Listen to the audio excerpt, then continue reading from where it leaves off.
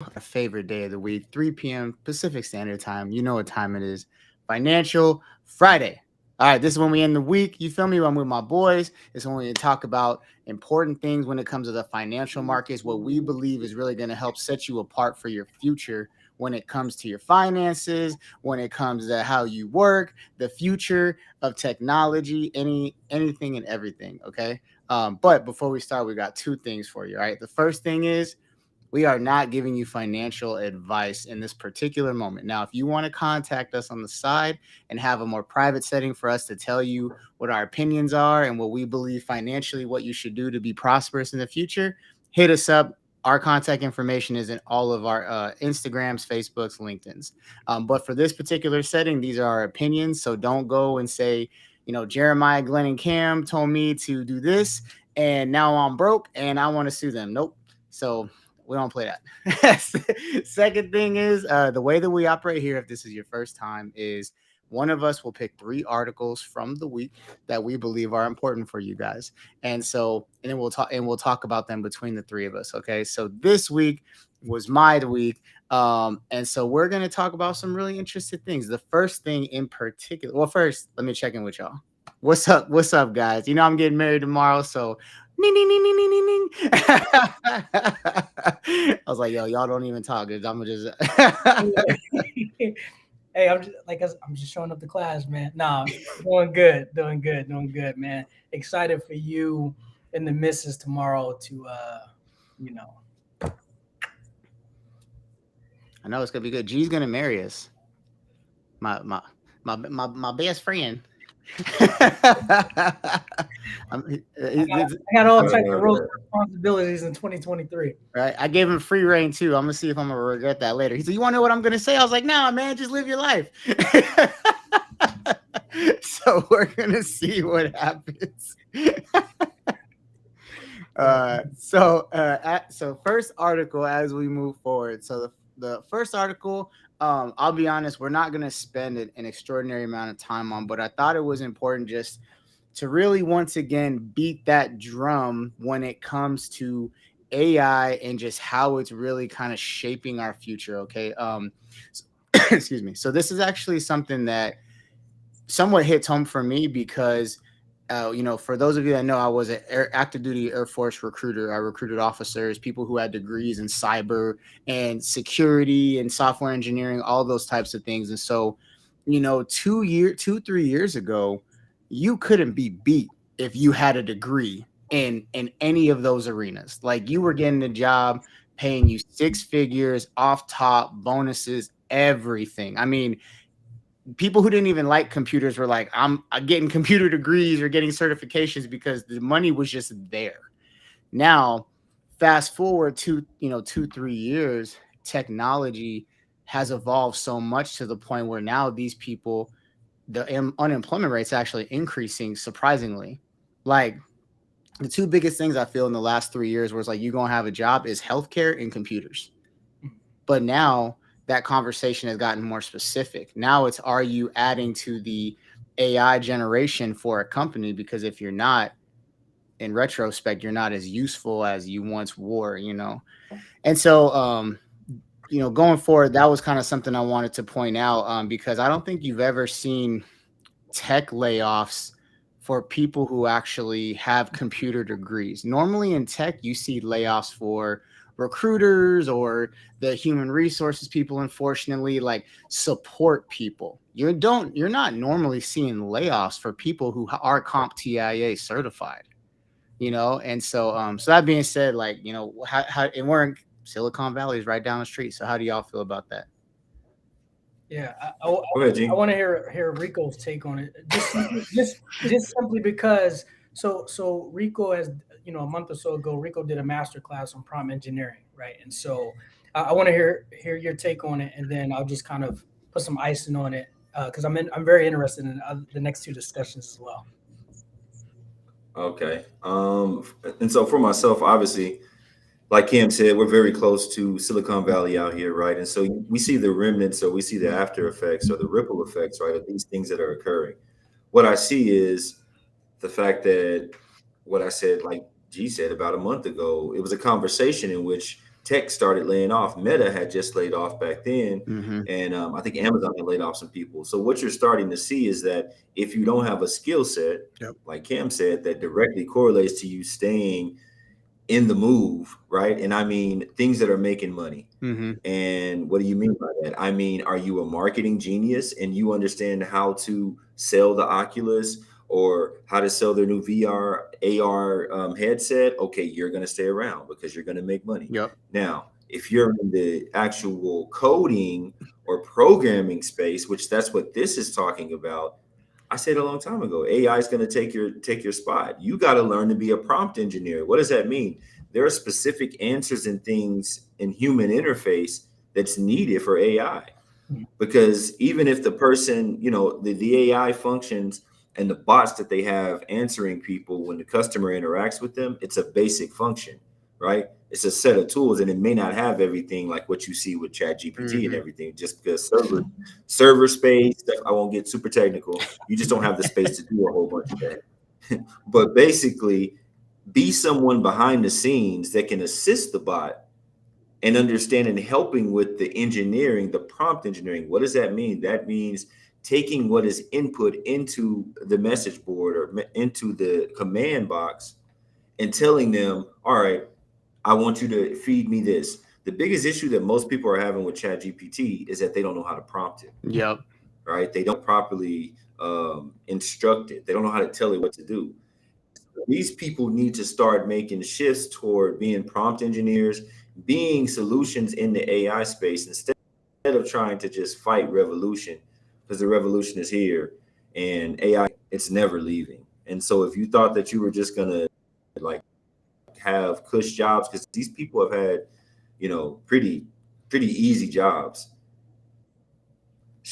Show up when they want, right? Yeah. You gotta know how to feed the beast. Yeah, 100%. And I will say with that, like, you may have people who, obviously a lot of people in 2022 and transition to 23 got laid off, and they may be in a space where like, hey, I just don't know what to do, right? So one thing that I would suggest is finding, starting to research and actually educating yourself on how prompt engineering actually works and how you can be a potentially asset to so many companies. And there's a lot of businesses are actually being started up just because of now this fast paced boost of the AI world. And this is where some people may find that they actually fall in love with or are passionate about this AI world. And even though like today they may not know a lot about it. So that's something that I would encourage people to actually do, as because like Rico had just mentioned, AI is not going anywhere. We've been talking about this for the last 6 months.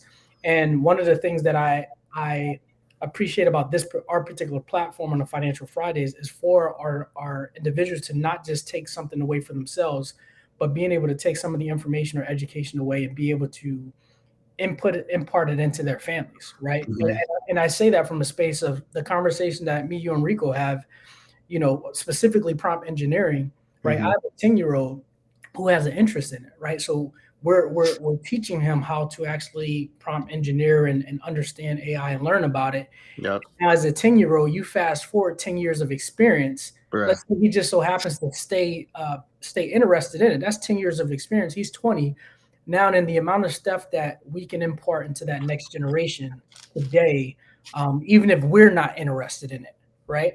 I would rather hire him to do all my prompt engineering stuff versus me having to spend time on that alongside of running the business and doing other things, right? So this is where you can create another space of opportunity for that next generation and or people who are in that laid off or been laid off and they just don't know what they can get into. So that's my take on it, man. I like the article. I like the topic itself because this is something that can change the course of people's lives positively or negatively. Yep. So speaking of which, before we continue, you won't be able to afford him when he gets older. That's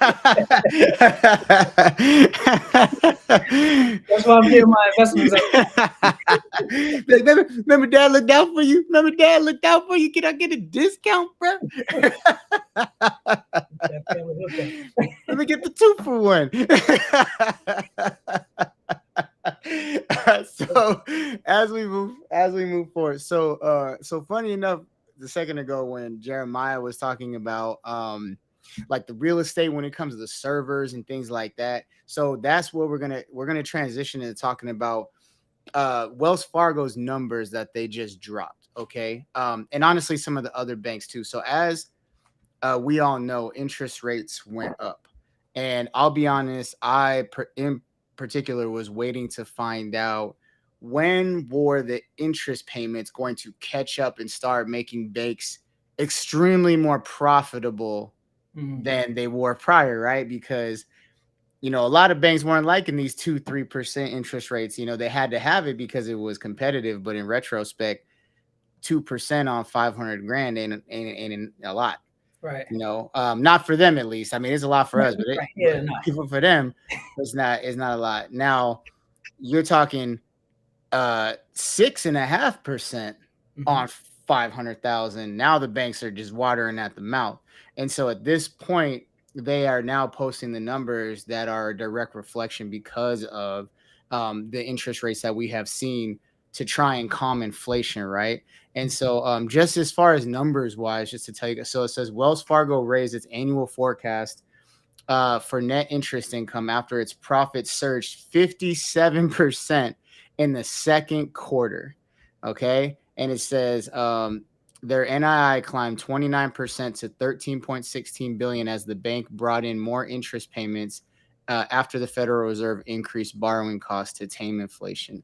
And one of the things, the reason I said this kind of ties into the AI conversation we were talking was one of the places that is potentially having a problem is the commercial real estate place, because a lot of people are pulling out. For those of you who haven't been following it, San Francisco in particular is losing a lot of businesses due to the commercial real estate place, because these businesses don't want to pay $10,000 a month or whatever have you for a space in Mission Street or down there in all these places, because it's not worth it to them anymore. Digital space is really where you're making your money anyways. There's not as much foot traffic as there used to be. And so when you're talking about what does that mean when it comes to interest rates, when it comes to kind of real estate, and when it comes to, the banks not wanting to lower interest because it doesn't help them, but it helps the average consumer. Once again, we have that conversation is the banking system, or where are you putting your money at, that's really kind of helping you for the future? Yeah. I'll say this. This was when I read the title, Wells Fargo profit surge 57% in the second quarter. That was an attention grabber for me, because especially since the banking crisis, like Wells Fargo, JP Morgan, like all these banks, like every day they're it's from scandals to just a whole bunch of different things going on behind the scenes, and then even within the banks itself. There was something in an article that just from an education standpoint, I wanted to kind of share this. It talked about the net interest income. I've talked to, over the last couple of months, I've talked to people and just mentioned that, and they're like, oh, I never heard of that. So if anyone's watching this or rewatching this, it also stands for NII. So the NII, or net interest income, is the difference between the revenue a bank earns from its interest-bearing assets and the expenses of its interest-bearing liabilities, right? Yep. That's just kind of a note to take. Regarding the real estate, it's funny. I meant to send a snapshot. I have a friend who's in commercial real estate, and I wanted to just kind of get his thoughts on the perspective of a particular article.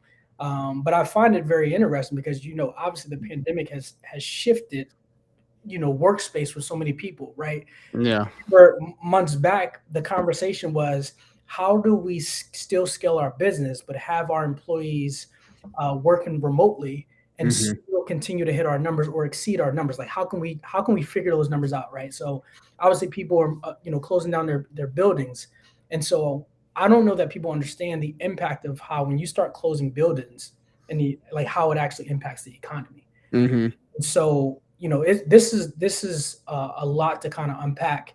But those are the two things that kind of stood out to me. And there was a number figure in there that talked about $949 million regarding the real estate woes. Is up in allowance for potential losses in commercial real estate. Mhm. So those are my takeaways with this particular article. This is something to watch, though. Rico, what you got? Yeah, I was gonna say, you guys can hear me, right? Yep. Okay, so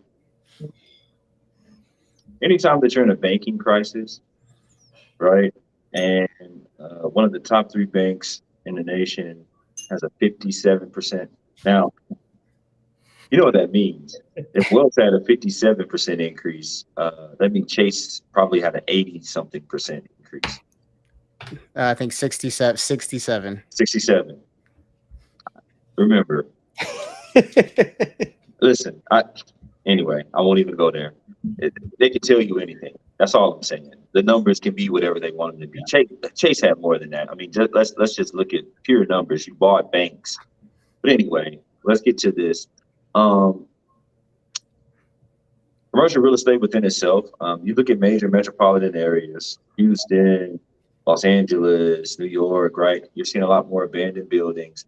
There's a 15 to 20% vacancy rate that has increased inside of those cities.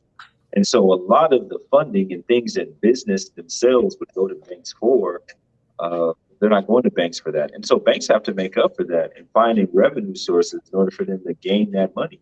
Yeah. Well, just what is it? Yesterday, you saw what happened to Bank of America. Double dipping, double charging people, doing it right. And so, listen, or unless maybe you're not old enough, but most of you guys probably are. Wells Fargo has been charged with the same thing and data breaches previously. What do you guys? What's happening? What do you think these banks are doing? That's the question for you two guys. Like, what do you think these banks are doing to generate this type of income in an economic climate where not only are people pointing the fingers at them, but people are pointing the fingers right at government and any entity that's kind of related to, like the Fed, banks. How do you get that much gain out of that? So I mean, in a state, I'm just going to speak on California, but like in a state, it's politics at the end of the day.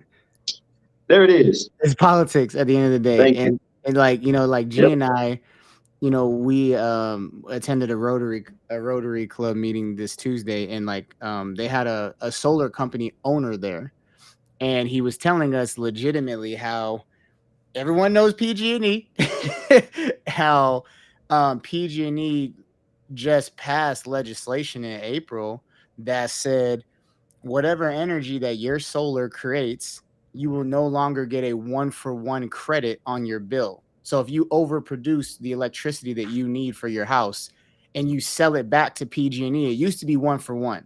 Now it is 25%.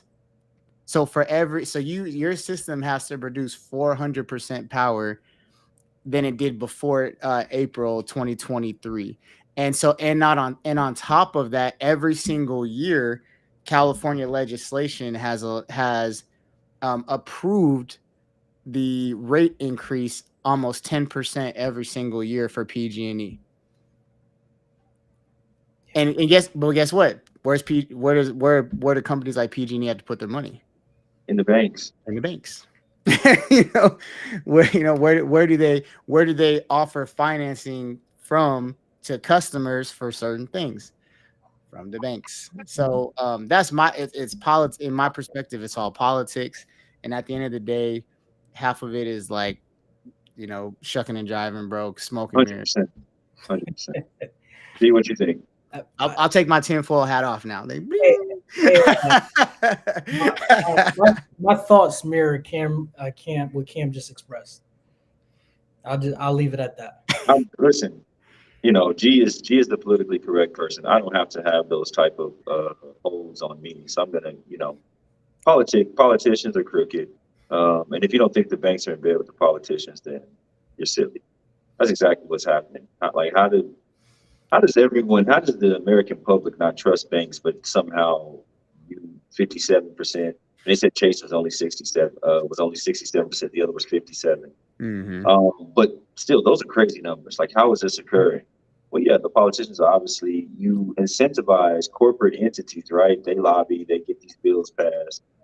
Hey, but then you got to go put your money into, Chase. You got to go put your money into Wells Fargo, and that's how this stuff all works, man. And the politicians get broke off a little bit. The banks get it. Companies get tax breaks.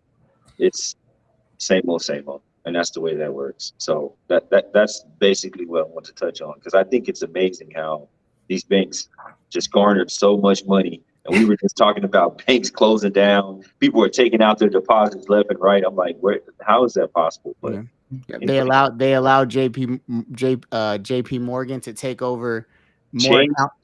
Change the rules. They literally had a secret session at like midnight. It's like, nah, you good. Oh, just repeal this. Didn't tell anyone. Just repeal this. And because you're like, how could they buy? How could JP Morgan Chase basically control the entire American financial system? They are like 46%, right, of control of banking, of the financing industry. Thanks. Like that's crazy. Anyway. Gotta love it. Gotta love the big guys. All right. And so that being said, that brings us to our final article, which is retirement when it comes to, and let me say, this doesn't just pertain to baby boomers, but so everybody should be listening to this, but in particular, this article is talking about baby boomers specifically because they came into the financial system in a generation where all these things started being created for the average worker to help them retire. And so now they are seeing the non-fruits of their labor, so to speak, because that, and we can all say, I mean, we took our son to go get dinner the other night, and I felt, the guy was amazing, but I felt so bad. There's an older gentleman trying to work this register, and he has this 20-year-old kid, like, don't worry, he's like, oh, don't worry, Bob, like, just click here, click there, like, you know what I'm saying? It's like, this guy shouldn't be working at a Habit Burger in Fairfield. I'd say that's below anybody, but in retrospect, like, come on, man. Like, I'm sure this dude probably worked somewhere to where he could retire and then was forced to go back to work. But because his skills are different than the generation right now, he had to take whatever he could get. You know what I'm saying? And that's a sad thing I don't think any of us want to see. And so right now, you are seeing two types of baby boomers right now. You are seeing the ones who weren't able to save enough, weren't able to stay at a job for 30 years and get a pension. The job got rid of the pension. And then you are seeing the great wealth transfer. Those who probably had the knowledge to take advantage of the systems, but the problem is they don't trust the younger generation with their money. So, they don't trust, they got all this money saved up because they were told, like, just hold all your shekels as much as you can, in banks. And so that being said, this article in particular really talks about some of the things that, like I said, not only baby boomers should be looking at, but honestly, everybody needs to think about when it comes to how are you, maximizing your retirement, right? So first off, everybody's going to talk about maximizing retirement plans, right? 401ks, 403bs. The biggest thing that you need to know when it comes to these types of things is, do you get a match? If you're not getting a match, then unfortunately it's not worth it for you. In my opinion, in Cam's opinion, it's not worth it for you if you're not getting a match, because the match is like free money. So it makes sense. You give 3%, you get 3%. Cool. You just doubled your money without doing anything. But if you're just putting in 3% or whatever and not getting a match, you're legitimately betting on whoever your company has hired to handle your finances is going to set you up, but you don't have any control. you don't realistically, you're probably not even educated on what's being invested in. They're just like, yo, give us your 3% and like shut up. And so my opinion. and so, catch up contributions for those who are over 50. This is talking about your traditional and your Roth IRAs. For those of you, that don't know, is once you're over 50, you can contribute a little bit more to help you catch up. In my opinion, you shouldn't be trying to catch up after you're 50 if the system worked in the first place. That's just, just saying. If I had some sound effects, I would have been like, bing. Brokerage account, that's nice and all if you actually know what you're doing, but simply advising people to have brokerage accounts. Now you, depending on what brokerage you go through, you got to be careful because once again, let's just use 2022 as an example. Fidelity, largest holder of 401ks in the entire nation, lost people 23% or more on average. That wasn't a high, that was on average. Educate yourself. And then so I'm gonna stop there. I'm gonna let y'all talk about the rest of them, but I really enjoyed this article because it in particularly talks about some of the things that we discuss on Money Mondays. Not a shameless plug, I don't care. Speaking of Money Mondays, guys, specifically for the folks watching this, if you want us to actually dive deeper into this particular article or around that, number one, tune into Money Mondays, but specifically feel free to drop in the chat like, hey, can you guys elaborate on this particular thing here? And we will definitely do that on our Money Mondays. I'll say this was out of the three, this was my favorite article. Because, and as I was kind of reading through it, one of the things where I had to stop and pause is where it said 40%. So talking about baby boomers specifically, it said 45% of baby boomers have saved $250,000 or more, right? Mm-hmm. And then 40% say that. So again, almost half say that they have not done enough, right? And so I stopped there and I was like, no, this is a message not just for the baby boomers. Like this is for millennials. This is for anyone that's in the working force, right? If I can, have the conversations now with my kids and get them to understand how important the conversation about retirement income is, right? This isn't just a topic that I think in the article it also mentioned retirement income is an important topic for anyone that's close to retirement. No, retirement income is an important topic regarding anyone entering the workforce from 18 up, right? And I think that's the problem in America as far as not educating the community enough earlier. Like, why wait then? Like, why not? Again, I'll use Darren as an example. My 10-year-old, we're talking prompt engineering, right? Fast forward, he has 10 years of experience. Why not have those conversations with the youth? And now, he's able to set up his retirement plan, whether there's annuity, whether I've seen the cash value on the screen, maximize whatever his retirement plan is, right? And I think that we have to break the mindset of just, hey, when you're 50 plus, that's when you start thinking about retirement. Mm-hmm. So look at the difference, like in this particular quote right here, the difference that 6 years made as far as education when it came to retirement. There was a $80,000 difference between people who were literally born 6 years apart when it came to retirement. Information changes situations, man. Bing!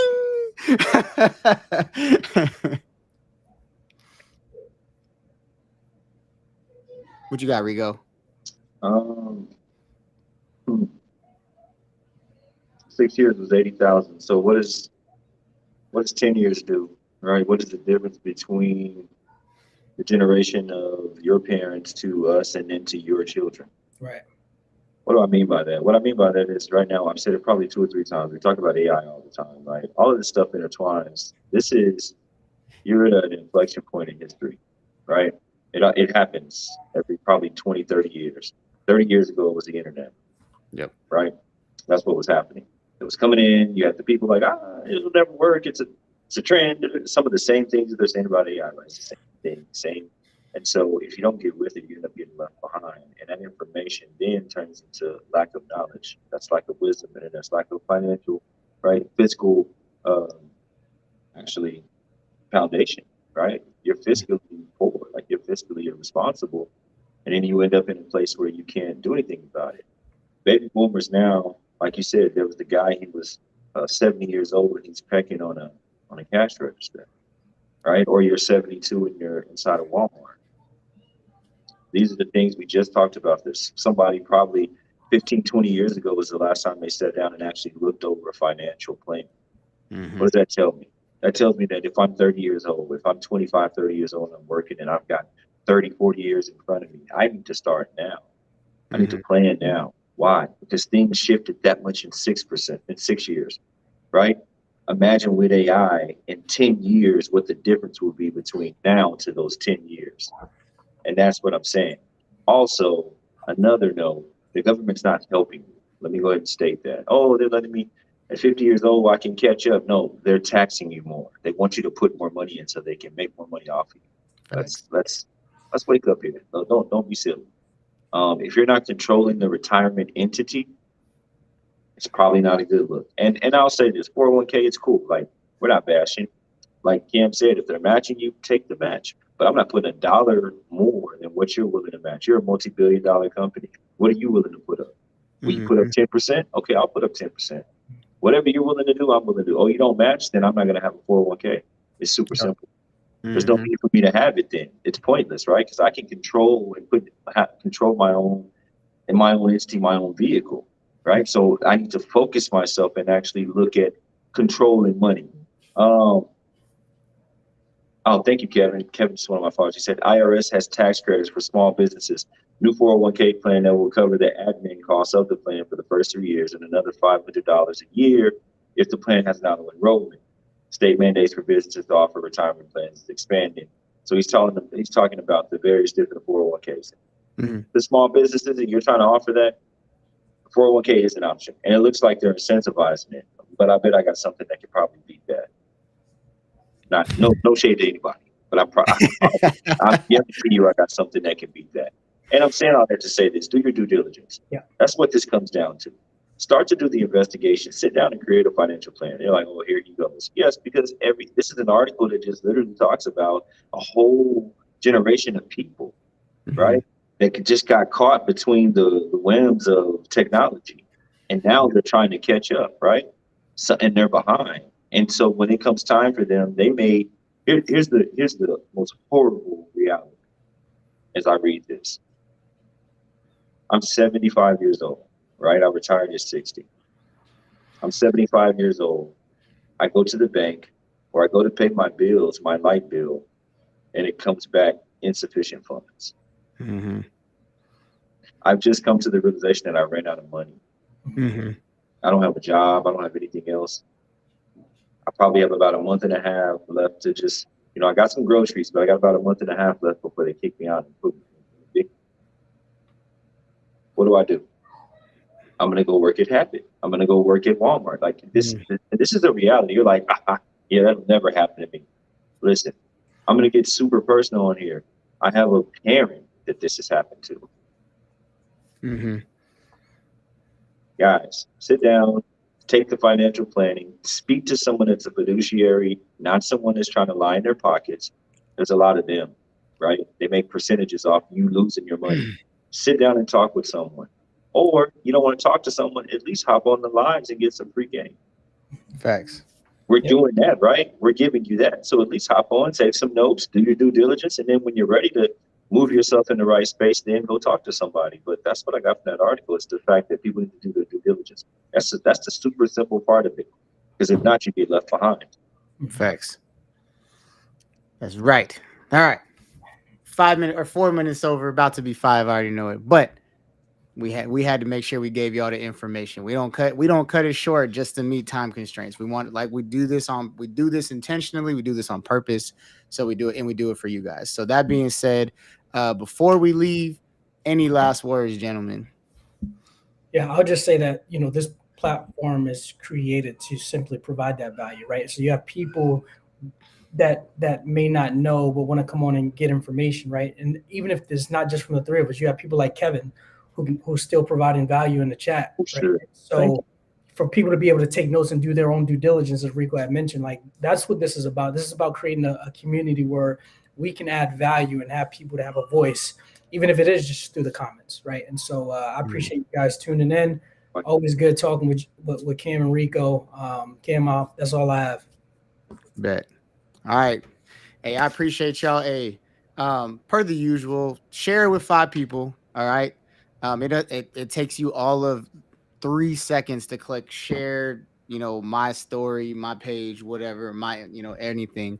Instagram's, easier, all that, but help spread good information. Don't get me wrong. I love my memes and my funny videos, but why would you keep sharing those things that aren't going to help you elevate your life? But this, you just swipe right by. And then 25 years from now, you will remember that moment of why you are not in a place that you were supposed to be at, because you took too many of those unserious things seriously and too many of the serious things unseriously. Say that 10 times in a row. so that being said, Financial Fridays, every Friday, 3 p.m. Pacific Standard Time. Every Monday, Money Mondays, we're right back at it. That's how we're going to start the week. Okay. 3 p.m. Pacific Standard Time. Specifically, that will be on Instagram Live. Okay. Rico runs that, and Glenn and I are his guests. And so, and then every Thursday, Rico and Carlton Bryant are on there for Taylor Talk, a cut above the cloth conversation. And Rico, if you want to talk about some of the other things that you do, I can't remember all of them at this time. Earlier on Thursday, guys, if you want to log in at 11:30 PST, then we have Growth Hour with Latrina Broadnex. That is phenomenal. So we're coming from a different perspective on that one. And then, of course, every Friday we got Financial Fridays. L3 Perspective is on a break, but you can go and watch all the reels, watch all the shorts, and watch all the episodes that are there and get the whole first episode. Guys, go and step up your love, life, and leadership, right? Go step that. That's right. We'll be back mid-August. Check out the Latin Wealth Podcast as well. I was trying to leave. Check out the new menu item. Thanks, G. Hey, that being said, we appreciate the love. We appreciate your time, and we will see you guys Monday. And then if not, we will see you guys next Friday. Yes, sir.